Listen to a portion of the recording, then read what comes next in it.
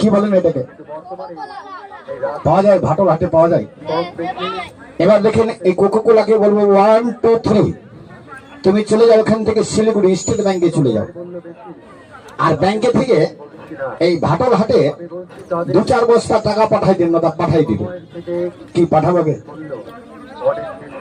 যদি পাঠাতে বলেন পাঠাবো, না পাঠাতে বলে পাঠাবো।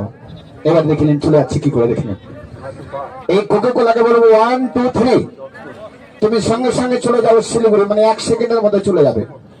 যখন শিলিগুড়ি স্টেট ব্যাংকে পৌঁছে যাবে না, এটা খাবে। কে খাবে? ব্যাংকের ম্যানেজার খাবে।